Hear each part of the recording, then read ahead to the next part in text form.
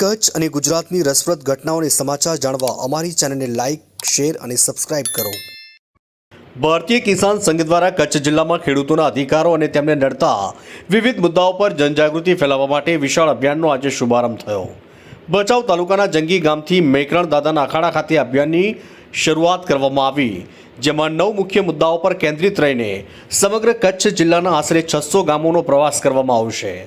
અભિયાન દ્વારા ખેડૂતોને પીડવતા પ્રશ્નોને જનતા સમક્ષ મજબૂત કરીને ઉજાગર કરવામાં આવશે। આજના આ કાર્યક્રમમાં કચ્છના તમામ તાલુકાઓમાંથી મોટી સંખ્યામાં ખેડૂતો જંગી ગામે પહોંચ્યા હતા। કાર્યક્રમમાં ભારતીય કિસાન સંઘના કન્વીનરે સંબોધન કરતા કહ્યું કે આ તો હજી ટ્રેલર છે, પિક્ચર બાકી છે। તેમણે કચ્છની નબળી નેતાગીરીને જવાબદાર ઠેરવતા કહ્યું કે આ કારણે ખેડૂતો રસ્તા પર ઉતરી આવ્યા છે। વધુમાં તેમણે ભારતીય જનતા પાર્ટી ભાજપ પર આક્ષેપ કર્યો છે કે જિલ્લામાં એક પણ પક્ષના પ્રતિનિધિએ ખેડૂતોના મુદ્દા પર એક શબ્દ પણ નથી બોલ્યો। અભિયાનમાં સરહદી વિસ્તારોમાં જવાનોની ખરાબ હાલત પણ તીખી ટીકા કરવામાં આવી। ખેડૂતો અને સંઘના પ્રતિનિધિઓએ જણાવ્યું કે આવનારા દિવસોમાં જો સરકાર ખેડૂતોના પ્રશ્નોની નોંધ નહીં લે તો તેની જવાબદારી આજની સરકારે ભોગવવી પડશે। આ ઉપરાંત આગામી તબક્કામાં વધુ તીવ્ર આંદોલનોની ચેતવણી પણ આપવામાં આવી। આ અભિયાન દ્વારા ખેડૂતોના મુદ્દાને વ્યાપક રીતે ઉજાગર કરી સરકાર પર તાત્કાલિક કાર્યવાહીનું દબાણ વધારવામાં આવી રહ્યું છે અને ભારતીય કિસાન સંઘના આ પગલાંને કચ્છના ખેડૂત વર્ગમાં વ્યાપક સમર્થન મળી રહ્યું છે। રિપોર્ટર જમાલ રાયમા, સામખિયાળી, કચ્છ।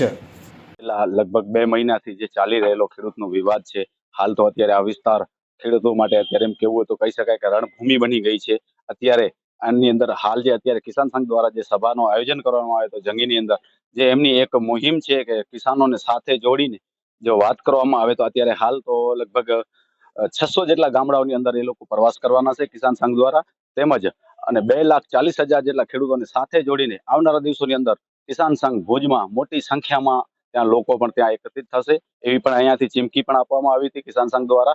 ત્યારે હવે જો વાત કરવામાં આવે અને જો વીજ લાઈનની જે વિવાદ ચાલી રહ્યો છે તે લગભગ ઘણા સમયથી ચાલ્યો, એટલે 2 મહિના જેટલો સમય થવા આવ્યો, ત્યારે ભારતીય જનતા પાર્ટીના જે નબળી નેતાગીરી અહીંયાની કહી શકાય, 6 ધારાસભ્ય સાંસદ હોવા છતાંય અહીંયાના ખેડૂતોનું કોઈ પણ જાતનું કામ થતું નથી। આ નેતાઓ જે અત્યારે હાલ તો ગાંધીનગર ખાતે લગભગ છેલ્લા 24 કલાક સુધી એમને ગાંધીનગર પણ રહેવાનું છે, કારણ કે મંત્રીમંડળનું જે વિસ્તરણ થવાનું છે એના માટે ગઈકાલથી જ જે ફોનની ઘંટડીઓ વાગી રહી હતી। એટલે હાલ તો નેતાઓ તો લગભગ જોવા જઈએ તો કચ્છના 6 નેતાઓ પણ ત્યાં અત્યારે ગાંધીનગરમાં છે અને અહીંયા કને કિસાનો હાલ તો અત્યારે મોટી સંખ્યામાં જે જોડાણ છે ક્યાંક ને ક્યાંક ભારતીય જનતા પાર્ટીની આવનારા દિવસોમાં નિંદર હરામ કરે તો નવાઈની, કારણ કે આ પટ્ટી વિસ્તાર છે। આ પટ્ટી વિસ્તાર આજથી લગભગ 4 વર્ષ પહેલા આ પૂરેપૂરો અહીંયા કોંગ્રેસનું ગઢ કહેવાતું હતું। પવિત્ર ધરા ઉપર છે દાદા મેકરણના જ્યાં કચ્છમાં સૌથી પહેલા બેસણા થયા જંગી ગામેથી ભારતીય કિસાન સંઘ કચ્છ જિલ્લા દ્વારા કિસાન અધિકાર જનજાગૃતિ અભિયાનનો આજે શરૂઆત થઈ ચૂકી છે। ખેડૂતોના વિવિધ 9 મુદ્દા છે। 9 મુદ્દામાં ખેડૂતોની કંપનીઓ જમીન ઝૂંટી લે, કચ્છને સંપૂર્ણ પાણી નથી મળ્યું, ખેડૂતોને આજે પાયમાલી એવી છે કે સમય ઉપર ખાતર નથી મળતું, સમય ઉપર પાણી નથી મળતું। મને આજે કહેતા એક કાલે આ રાજ્યના ગૃહમંત્રીનો વિડીયો ફરતો થાય, ખેડૂતો 3 પાક લેતા થયા છે, ભાઈ આખી કેનાલ કોરી કટ છે। ખેડૂતો કાલે કેટલાક મને ફોન આવ્યા છે, પાયાનું ખાતર નથી મળતું, 3 પાક લેવાની ક્યાં વાત છે? એટલે આવી ખોટી ફાકા ફોજદારી કરીને મને લાગે ખેડૂતોને ગુમરાહ કરવાનું કામ કરે છે। ખેડૂતોને દરેક બાબતમાં મુશ્કેલી છે। અમે ખેડૂતોને ટ્રેક્ટરમાં સબસિડી આપીએ છીએ, ભાઈ એક બાજુ તમે આપો છો 18% તમે જીએસટી લઈ અને લાખની જગ્યાએ 2 લાખ જતી લો છો, એટલે ખેડૂતો ચક્કર કાપતો જ રહેશે ઓફિસેનો। આજે અધિકારી રાજ થઈ ગયું છે એમ કહું આપના માધ્યમથી, તો સરકારને કઈ ખોટું કહેવા નથી માંગતું। ઓફિસની અંદર જાઓ ત્યારે અધિકારીઓ ખેડૂતોને ગાંઠતા નથી, રેવન્યુની બાબત હોય, સબસિડીઓની બાબત હોય, એમને અનેક પ્રશ્નો હોય, અધિકારી આખું રાજ થઈ ગયું છે। એટલે આપના માધ્યમથી સરકારને કહું છું કે જાગી જાઓ અને આ જાત્રા છે એ આજે અહીંયાથી પ્રસ્થાન થઈ છે, શુભ શરૂઆત થઈ છે। આજ તો માત્ર હજી ટેલર છે, પિક્ચર આખું બાકી છે। 600 ગામડાથી વધારે ગામડાઓમાં અમે જવાના છીએ અને ખેડૂતોને જાગૃત કરવાના છીએ। એના પછી ભુજમાં 1 લાખથી વધારે કિસાનો ભેગા કરીને ખેડૂતોની જે કઈ માંગણી ને લાગણી છે, ખેડૂતો અત્યારે છે પાયમાલ થઈ ગયા છે। આટલું બધું માવઠું થયું, માવઠાની અંદર સંપૂર્ણ ખરીફ પાકો ફેલ ગયો છે, 18,000 થી વધારે દાડમના પાકો ફેલ ગયા છે। એટલે ખેડૂતોને પારિવારિક નુકસાન। પ્રધાનમંત્રી ફસલ વીમા યોજના, મને કહેતા શરમ આવે છે આ સરકારને કે જે પ્રધાનમંત્રી આ દેશના આ રાજ્યના પનોતા પુત્ર જ્યારે પ્રધાનમંત્રી હોય અને એ પ્રધાનમંત્રી ફસલ વીમા યોજના ગુજરાતમાં જ બેન્ડ હોય, આનાથી મોટી બીજી દુર્ઘટના કઈ હોય, એની કઈ આનાથી બીજી નાલચી કઈ હોય?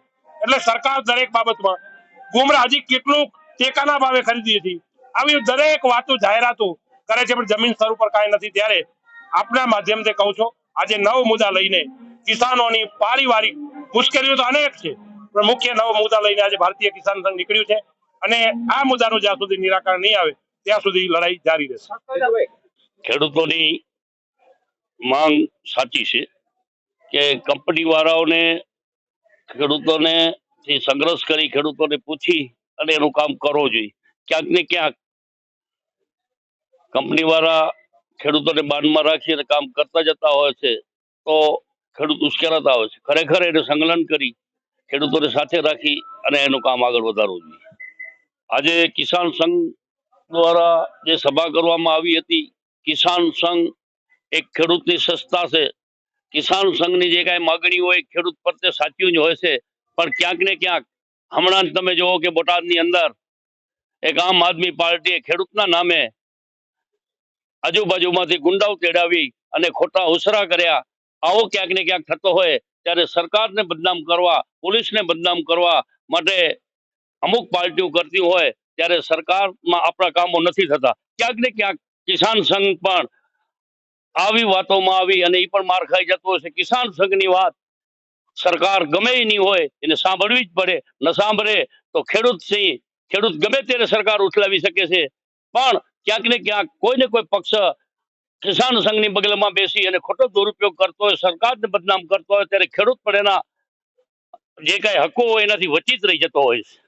નમસ્કાર મિત્રો, મારું નામ ડોક્ટર કાયનાત અંસારી આથા છે અને આજે મૂળ રૂપથી હું અહીંયા આમ આદમી પાર્ટીના નેતા તરીકે નહીં પણ વ્યક્તિગત રીતે આવી છું, કેમ કે મને એમ લાગે છે કે જે દેશમાં કિસાન સુખી ના હોય એ દેશ ક્યારે સુખી ના હોય. એટલે અમે અમારી પાર્ટી પણ ખેડૂતોના મુદ્દાઓને લઈને બહુ સક્રિય છે અને અમારી પાર્ટીની વિચારધારામાં આવે છે કે ખેડૂત જે છે એ સુખી રહેવું જોઈએ અને એ તો છે જ, પણ વ્યક્તિગત રીતે પણ હું બહુ માનું છું કે આ તો જગતના તાજ છે, એ લોકોને આપણે જેટલું વંદન કરીએ એટલું ઓછું છે. એટલે વ્યક્તિગત રીતે પાર્ટીના સાથ સહકારને જે પણ હોય અમે આ આંદોલન સાથે છીએ, ખેડૂતોના સાથે છીએ. આની હું કડી નિંદા કરું છું કે આવી રીતે પોલીસ પ્રશાસનનો યુઝ કરીને જે સરકાર ચલાવે છે એ હું વખોડું છું એને કડા શબ્દોમાં કે આવી રીતે તમે પોલીસને લઈને ખેડૂતોને મારો ને આંદોલનને દબાવવાની કોશિશ કરો. એવી રીતે તો અંગ્રેજોના ટાઈમ પર નહોતું થતું. એ લોકો પણ એટલીસ્ટ આવાજ ઉઠાવવા દેતા, નો પણ ઉઠાવવા દેતા તો એ અંગ્રેજ હતા. તો આપણી પોતાની સરકાર છે, અમે તમને ચૂંટ્યા છે અને પછી તમે અમારી સાથે આવો વ્યવહાર કરો તો એ ક્યાં સુધી આપણે કહી શકીએ કે સારું કહેવાય નહીં સરકાર માટે. એટલે હું કહું છું કે જેટલા બોટાદના કિસાનો છે કે ક્યાં પણના કિસાનો છે એ લોકોને આવાજને દબાવવાનું બંધ કરવું જોઈએ સરકારને કે આપણે કૃષિ પ્રધાન દેશ છીએ, એમાં આપણે કિસાનોને આવી રીતે એનું શોષણ કરીએ ન ચાલે.